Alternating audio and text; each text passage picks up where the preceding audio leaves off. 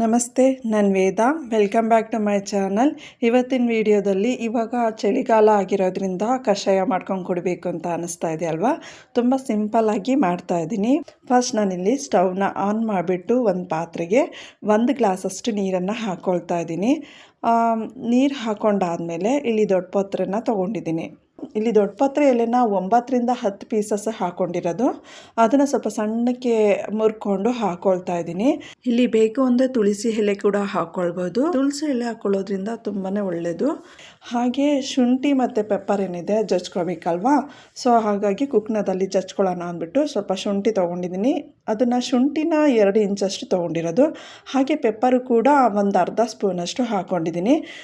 ಇವೆರಡನ್ನ ಸ್ವಲ್ಪ ಸಣ್ಣಕ್ಕೆ ಜಜ್ಕೊಂಡು ಹಾಕ್ಕೊಳ್ಬೇಕಾಗುತ್ತೆ. ನೋಡಿ, ಸಣ್ಣಕ್ಕೆ ಅಂತ ಅಂದರೆ ಸ್ವಲ್ಪ ತರಕಾರಿಯಾಗಿ ಜಜ್ಕೊಳ್ಬೇಕಾಗುತ್ತೆ. ಇವಾಗ ಚಳಿ ಜಾಸ್ತಿ ಇರೋದ್ರಿಂದ ಚಿಕ್ಕವರಿಂದ ಹಿಡಿದು ದೊಡ್ಡವ್ರಿಗೆ ತುಂಬಾ ಕೋಲ್ಡು ಕಫ ಜಾಸ್ತಿ ಆಗ್ತಾ ಇದೆ. ಸೊ ಈ ಕಷಾಯ ಮಾಡ್ಕೊಂಡು ಕುಡಿಯೋದ್ರಿಂದ ಸ್ವಲ್ಪ ರಿಲೀಫ್ ಅಂತ ಅನಿಸುತ್ತೆ. ನೋಡಿ, ಈ ರೀತಿಯಾಗಿ ಜಜ್ಕೊಂಡಿದ್ದೀನಿ. ಈಗ ಇದನ್ನು ಅಷ್ಟನ್ನು ಎತ್ಕೊಂಡು ಕುದಿಯೋಕೆ ಇಟ್ಟಿದ್ವಲ್ಲ ಆ ನೀರು ಜೊತೆಗೆ ಇದನ್ನು ಕೂಡ ಹಾಕ್ಕೊಳ್ಳೋಣ. ಮುಂಚೆನೇ ದೊಡ್ಡ ಪಾತ್ರೆ ಹಾಕ್ಕೊಂಡಿದ್ವಲ್ಲ ಅದ್ರ ಜೊತೆಗೇ ಇವೆರಡನ್ನೂ ಹಾಕ್ಕೊಳ್ತಾ ಇದ್ದೀನಿ.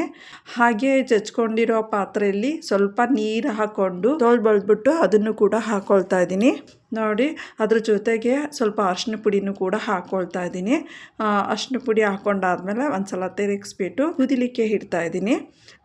ಇಲ್ಲಿ ಅರಿಶಿನ ಪುಡಿ ಹಾಕೋದ್ರಿಂದ ರೋಗ ನಿರೋಧಕ ಶಕ್ತಿ ಜಾಸ್ತಿ ಇರೋದ್ರಿಂದ ಅರಿಶಿನ ಪುಡಿನ ಹಾಕ್ಕೊಳ್ಬೇಕಾಗುತ್ತೆ. ಅಂದರೆ ಇದನ್ನು ಮೀಡಿಯಮ್ ಫ್ಲೇಮ್ ಮಾಡಿಕೊಂಡು 4 ರಿಂದ 5 ನಿಮಿಷ ಕುದಿಲಿಕ್ಕೆ ಇಡ್ತಾ ಇದ್ದೀನಿ. ನೋಡಿ, ಇಲ್ಲಿ ಚೆನ್ನಾಗಿ ಕುದಿಸಿದ ಮೇಲೆ ಬೆಲ್ಲ ಹಾಕ್ಕೊಳ್ತಾ ಇದ್ದೀನಿ. ಇಲ್ಲಿ ಬೆಲ್ಲನ 2 ಸ್ಪೂನಷ್ಟು ಹಾಕ್ಕೊಂಡಿರೋದು. ಬೆಲ್ಲನ ಇಲ್ಲಿ ಕರಗಿಸ್ಬಿಟ್ಟು ಸ್ವಲ್ಪ ಹೊತ್ತು ಕುದಿಲಿಕ್ಕೆ ಇಡ್ತಾ ಇದ್ದೀನಿ. ಇದಾದಮೇಲೆ ಹಾಲು ಹಾಕ್ಕೊಳ್ತಾ ಇದ್ದೀನಿ. ಹಾಲು ಅಂತ ಅಂದರೆ ನಾನು ಸ್ಮಾಲ್ ಗ್ಲಾಸಲ್ಲಿ ಅರ್ಧ ಗ್ಲಾಸಷ್ಟು ಹಾಕ್ಕೊಂಡಿರೋದು. ಹಾಲು ಹಾಕ್ಕೊಂಡಾದ್ಮೇಲೆ ಮತ್ತೆ ಕುದಿಲಿಕ್ಕೆ ಇಡ್ತಾ ಇದ್ದೀನಿ. ಅಂದರೆ ಇದನ್ನು ಮತ್ತೆ ಮೀಡಿಯಮ್ ಫ್ಲೇಮ್ ಮಾಡಿಕೊಂಡು 3 ರಿಂದ 4 ನಿಮಿಷ ಕುದಿಲಿಕ್ಕೆ ಇಡ್ತೀನಿ. ನೋಡಿ, ಇಲ್ಲಿಗೆ ಕಷಾಯ ರೆಡಿ ಆಯಿತು. ತುಂಬ ಸಿಂಪಲ್ಲಾಗಿ ಮಾಡಿರುವಂಥದ್ದು.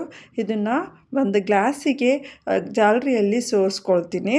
ನೋಡಿ, ಬಿಸಿ ಬಿಸಿ ಇದ್ದಾಗಲೇ ಈ ಕಷಾಯ ಕುಡಿಯೋದ್ರಿಂದ ಕಫ ಏನಿದೆ ಅದು ಕಡಿಮೆ ಆಗುತ್ತೆ ಮತ್ತು ನಮಗೆ ಗಂಟ್ಲಿಗೆ ಸ್ವಲ್ಪ ರಿಲೀಫ್ ಅಂತ ಅನಿಸುತ್ತೆ. ಸೊ ಈ ವಿಧಾನದಲ್ಲಿ ಒಂದ್ಸಲ ಟ್ರೈ ಮಾಡಿ ನೋಡಿ, ತುಂಬಾ ಒಳ್ಳೆಯದು. ಅದು ಅಲ್ಲದೆ ಇದು ನ್ಯಾಚುರಲ್ ಆಗಿ ಮಾಡಿರೋದ್ರಿಂದ ಆರೋಗ್ಯಕ್ಕೆ ತುಂಬಾ ಒಳ್ಳೆಯದು.